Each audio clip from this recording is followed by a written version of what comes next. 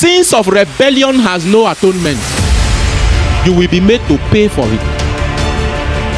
No atonement. No, bring one goat, bring one, nothing like that. Why? It is not a sin of ignorance. A lot of people think that God is so merciful. So, last, if you say, God, I am sorry, it is over. He will forgive you. You are joking with your life. You are in huge delusion. The mercy of God is not guaranteed. There is no place in the Bible that shows that God must show you mercy.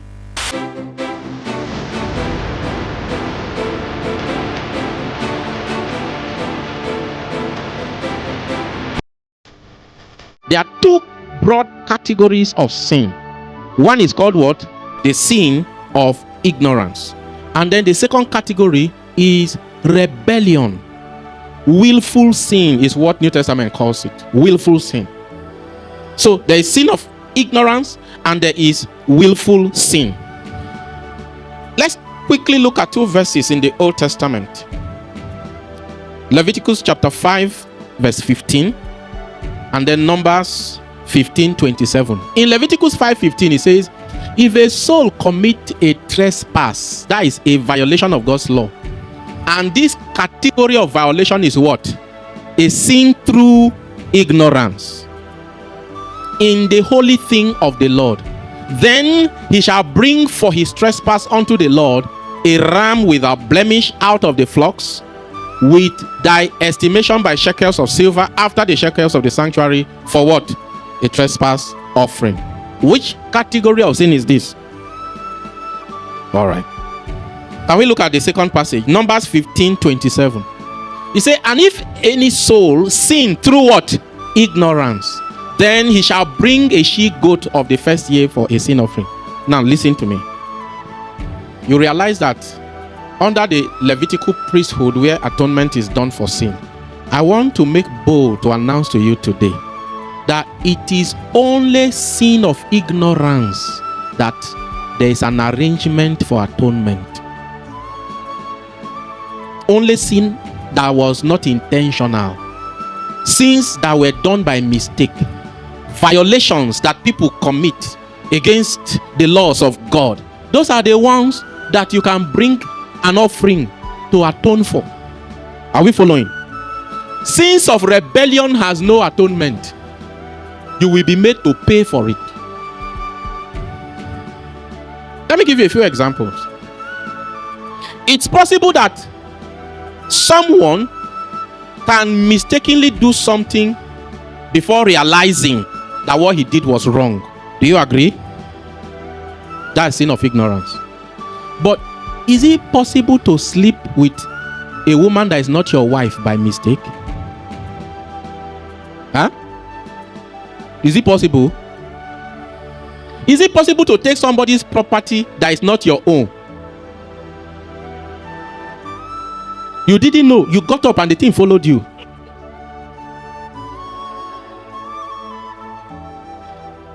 Are you following me tonight? Go and read the entire Old Testament. You will see that the sins that people can't do by mistake, the consequences will naturally follow. For instance, it's the same Old Testament that says if somebody commits sin, he should bring a trespass offering, isn't it? But you realize that when it is that a man slept with a woman they are not married to, did they recommend any sacrifice? No. Because it's not a sin of ignorance. The punishment will follow. If the woman was an unmarried woman, the man will be forced to pay her bride price, and under no condition can he divorce her again. That is if they are willing to give her, the woman, to wife. But if it is someone's wife, both the man and the woman will be executed. No atonement, no bring one goat, bring one, nothing like that. Why? It is not a sin of ignorance. Are you following me tonight? If the act happened in the forest where there is nobody, it will be assumed that the woman might have screamed for help and nobody heard her, and the man forced her. So only the man will be executed. But if it happen in the town, in the neighborhood where there are people everywhere, nobody heard shout, but the thing happened, both of you are going down. Are you following me now? So it's only the sins of ignorance that there is an atonement for. And that's why the principle that in the days of ignorance, God overlook. Why am I saying this? I am saying this to let you know that when you know that this thing is wrong, and then that demon sits on your left shoulder to whisper to you, don't worry, just do it, and you ask God for forgiveness. Is that sin of ignorance? Judgment will come. You may not die instantly, but your future have been halved. The grace you would have walked into have been reduced. Your destiny that God has shown you, it will become more impossible to attain to it. The more sins of rebellion you commit, consequences will follow. Are you following me tonight? I'm trying to show you why some of you are angry that the way I pray, I don't know why this is not flowing. Check your history. Since you gave your life to Christ, the sins of rebellion that you have been using the blood of Jesus, you will go and collect 1 bucket of blood of Jesus in view of the sins you have planned to commit. So that you commit it, you carry and rub it. Commit that one, carry and rub it. In sins of rebellion will what? They will be judged. We're talking about the severity of God. Because when Satan see the kind of instrument you will be in the hand of God, and he sees that you are irresistible, he will make you to begin to commit sins of rebellion. Look at how God looks at the sins of rebellion. 1 Samuel 15:23. He said what? For rebellion is as the sin of what? Witchcraft. Witchcraft. Rebellion is equal to what? Every time you deliberately sin, what have you practiced? Every time you act in rebellion, what have you practiced? Church, are you listening to me tonight? This one, I don't know how to say it. It's hard. But as a wife, if you act in rebellion to your husband, what is that?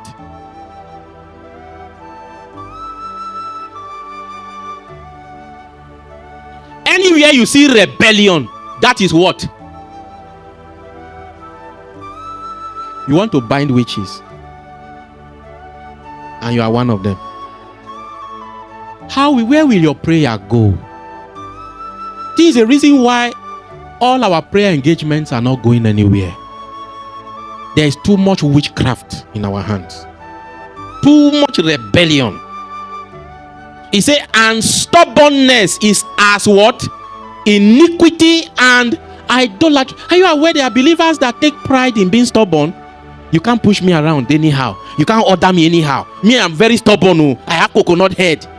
You are calling yourself a person that indulge in iniquity and idolatry. These are at the peak of what God hates the most. Sorcery, witchcraft. You have associated yourself with Satan. He said, because thou hast rejected the word of the Lord, he hath also rejected thee from being king. Are you seeing how sin of rebellion shortchanges your destiny? Sins of rebellion shortchanges your ordination. There's nothing that cuts you off your ordination like rebellion. You might have been made to believe that it is your right. Well, that your right that you are fighting in rebellion, you have used that right to shortchange your ordination. God chose Saul by ordination to be king. But how did he lose the ordination?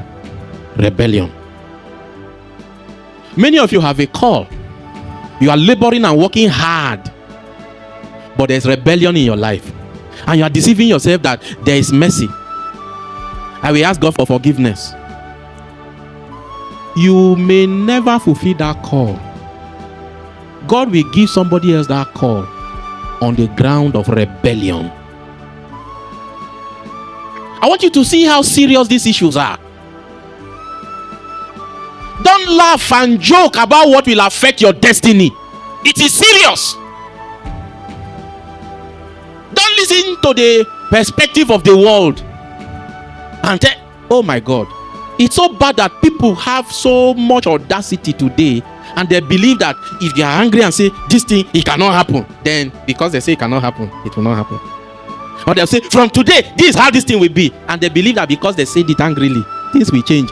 You don't know how inconsequential we are. We amount to nothing, zero. Your anger equals zero. It will not produce nothing. The only thing it will produce is it will destroy you.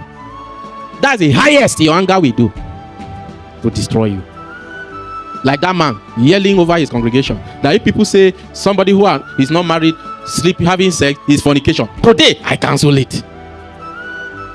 I am your father. I am ordering you that before you marry any man, you have to sleep with them first. I am your father. You think that because the microphone is in your mouth and you are screaming on top of your lungs, it will change anything. You don't know you are so uselessly inconsequential in the matter of destiny. And the only thing your stupidity will create is your own destruction. That is the highest. That your anger. I will not agree. I see all that thing. It's only you. You will kill yourself. And that is all. The laws of God will not change because of you. It doesn't matter how big you think you have become a father. The laws of God will not change because of you. You see, rebellion. I can spend the whole night talking about the consequences of rebellion. A thing you are aware of, that this thing is wrong, and you harden yourself that after all, God is a merciful God, because you believe that the mercy of God is in your pocket. You can go and collect his mercy by force. You will act in rebellion against people, and then you will even insult them that they are wicked. If not that they are wicked, why can't they just forgive you? You think that mercy can be forced? Rebellion will cost you your destiny. Rebellion will cost you your ordination. Rebellion will cost you your life. A lot of people think that God is so merciful. So, last, if you say, God, I am sorry, it is over. He will forgive you. You are joking with your life. You are in huge delusion. A lot of people believe that they will go and partner with Satan, and Satan will make them wealthy. They will enjoy. And then when they are going to die, they will run to God and say, oh God. Then they will scam the devil. You are not even aware it's the devil that gave you that idea. What made you think that the person that gave you the idea, you can scam him? There is a gross delusion about the understanding of the mercy of God. It's delusion. Some people say, after all, if I do it, God will forgive me. God is a merciful. You don't know what you are talking. I'd like you to know that the mercy of God is his divine prerogative. It is not a guaranteed entitlement or right. You didn't understand what I said. The mercy of God is not a guarantee that you will get it. So if you are living your life on the fringe and expecting that after all, at the end of the day, God will show me mercy, you are gambling with your destiny. The mercy of God is not guaranteed. There's no place in the Bible that shows that God must show you mercy. Let me show you from scriptures, so you don't think that I just want to intimidate you. Exodus 33 verse 19. Exodus 33 verse 19. And the Lord said unto Moses, I will do this thing also that thou hast spoken. And what Moses asked was, I want to see your glory. Show me your glory. For thou hast found grace in my sight, and I know thee by name. 18. And he said, I beseech thee, shew me thy glory. 19. And he said, I will make all my goodness pass before thee, and I will proclaim the name of the Lord before thee, and I will be gracious to what? Whom I will be gracious, and I will shew mercy on whom I will shew. That is, I'm the one that we choose. I can decide not to show you mercy. So it's not a guarantee. So if you see rebellion and you convince yourself that I will go into this rebellion, after all, God is a merciful God, I will tell him to forgive me. The mercy of God is not a guarantee. He can decide to show you mercy. He can decide not to show you mercy. So it's a gamble. Are you following me tonight? Just so you get the point I'm trying to make, I'd like us to go to verse 18 of Romans 19. Romans 9, verse 18. He said, therefore, he had mercy on whom he will have mercy. And what? And whom he will, he does what? Are you saying that the mercy of God is not a guaranteed entitlement? Then say, after all, God will have mercy. God is a merciful God. Am I the only one? No, you are the only one gambling with your destiny. That you will see rebellion and believe there is something to gain. And you will go into the rebellion in hope that after all, you will ask God for mercy and he will be forced to show you mercy. That is a gamble. It's not a guarantee.